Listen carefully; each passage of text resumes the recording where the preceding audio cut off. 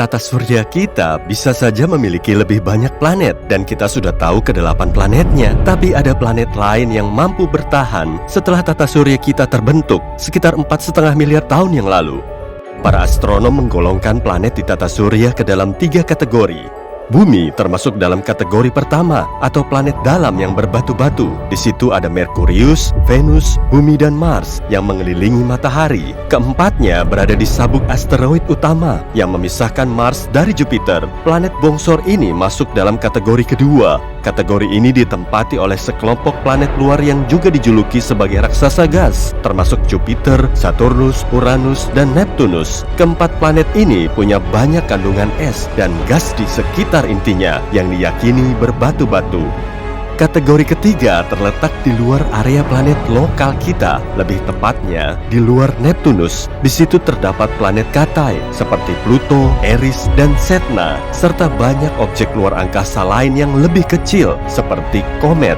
Tapi temuan baru menunjukkan kemungkinan besar ada planet yang masih tersembunyi di kegelapan. Selain planet Katai dan objek luar angkasa kecil, mungkin memang ada planet baru.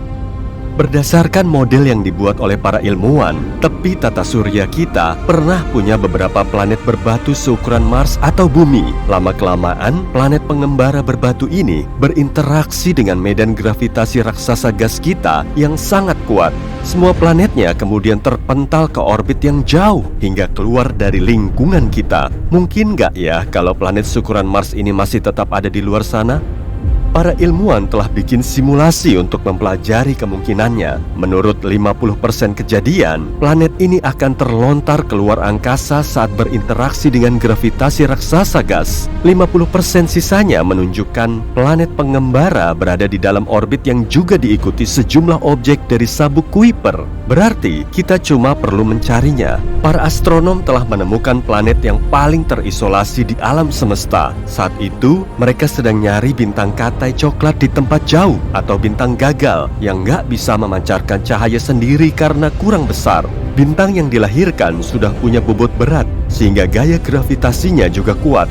Lalu bintang ini tertarik oleh dirinya dan suhu di dalamnya terus naik hingga akhirnya bisa memancarkan cahaya sendiri. Tapi tim tersebut malah mendeteksi planet pengembara CFD SIR2149.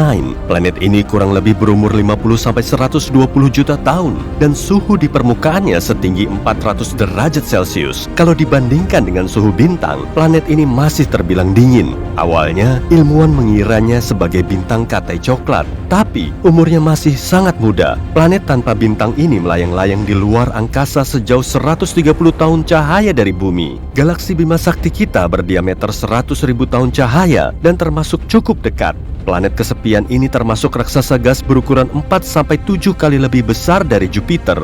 Planet ini kemungkinan telah terlempar dari tata suryanya sendiri karena pengaruh gravitasi atau masuk ke orbit planet lain. Bisa juga karena ia telah menjauh dari bintang induknya. Di tepi tata surya kita, jauh di luar Pluto, ada objek luar angkasa seukuran Pluto, tapi sedikit lebih dingin dan jauh lebih padat. Wujudnya mungkin berupa objek besar berbatu-batu yang diselimuti mantel sedingin es. Inilah planet Katai, Eris.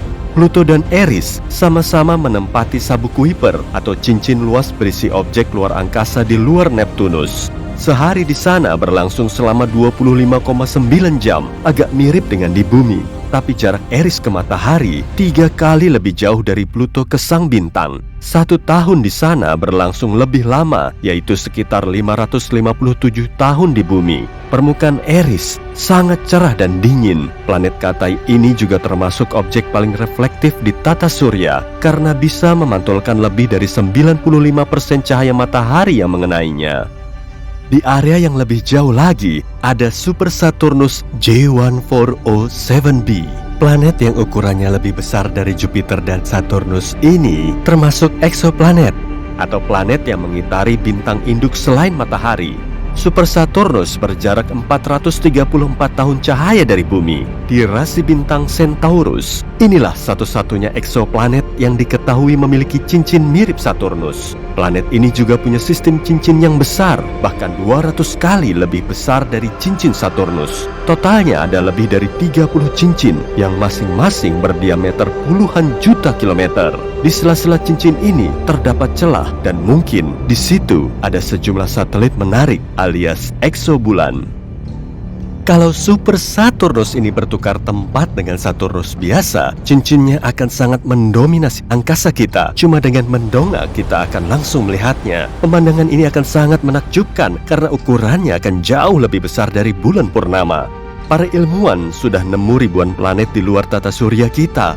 Sebagiannya bisa sepadat besi, tapi sebagian lainnya sangat ringan. Lalu ada juga planet panas GJ1214b yang ukurannya lebih besar dari bumi dan lebih kecil dari Uranus. Jaraknya 4 tahun cahaya dari kita di rasi bintang Ophiuchus. Planet berair ini diselimuti atmosfer tebal yang diameternya 2,7 kalinya bumi. Bobotnya sendiri hampir 7 kali lebih berat dari planet kita. Kemungkinan besar planet ini terbentuk di area yang jauh dari bintangnya. Di situ kemungkinan juga banyak mengandung es cair. Tapi kemudian GJ1214b bermigrasi ke tempatnya sekarang.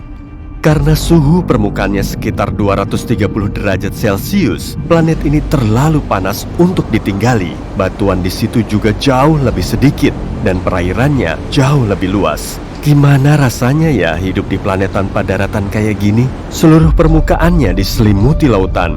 Tekanan dan suhu tinggi di situ membuat airnya super cair serta esnya super panas. Di planet ini juga ada materi eksotis yang nggak bisa kita lihat di bumi. Gliese 436b adalah eksoplanet seukuran Neptunus, berjarak 30 tahun cahaya dari bumi di rasi bintang Leo. Planet ini mengorbit penuh bintangnya selama lebih dari 2 hari dengan melawan hukum fisika. Gliese 436b mengorbit bintangnya Gliese 436 yang lebih kecil, lebih dingin, dan lebih redup dari matahari kita. Jaraknya 15 kali lebih dekat dari jarak Merkurius ke matahari. Kalau dengar kata es, mungkin kamu akan ngebayangin minuman dingin yang dikasih es batu. Tapi permukaan es di planet ini nggak dingin sama sekali, karena suhunya mencapai 526 derajat Celcius, jauh di atas titik leburnya. Meski begitu, esnya tetap berwujud padat dan panas. Hal ini disebabkan oleh gravitasi yang sangat kuat. Gravitasi ini menekan uap air di atmosfer menjadi es padat. Tekanan di situ nggak bisa bikin esnya mencair, meskipun suhu permukaannya super ngebul. Sekarang coba deh bayangin kamu lagi ada di planet misterius. Tiba-tiba di situ mulai turun hujan, safir, dan ruby. Eksoplanet jauh HATP7b adalah raksasa gas yang jaraknya 1000 tahun cahaya dari bumi, tepatnya di rasi bintang Cygnus. Planet ini 16 kali lebih besar dari bumi dan memiliki cuaca unik disertai badai kencang. Hujan di situ berupa ruby dan safir. Saat malam hari, atmosfernya dipenuhi korundum atau permata mineral yang terbuat dari bahan mirip safir dan ruby. Awan korundum bisa menciptakan pemandangan yang sangat cantik. Permukaan planet ini diterpa angin kencang yang sering berubah menjadi badai kuat, lalu menggerakkan banyak kumpalan awan ke seisi planet. Planet ini memang nggak bisa dihuni, tapi mungkin seru juga ya kalau ada yang datang ke sana kemudian ngambil beberapa bongkah permata. Cuacanya sangat ekstrim dan suhunya melebihi 2500 derajat Celcius. Venus aja yang menjadi planet terpanas di tata surya kita itu cuma bersuhu 475 derajat Celcius. Di hamparan ruang angkasa, kamu bisa melihat titik biru kecil dan cantik di antara kegelapan. Inilah eksoplanet HD 189733b yang terletak 63 tahun cahaya dari bumi, tepatnya di rasi bintang Vulpecula. Tapi planet ini jauh lebih panas dan lebih besar dari bumi, kira-kira seukuran Jupiter. Kala revolusinya selama 2,2 hari di bumi.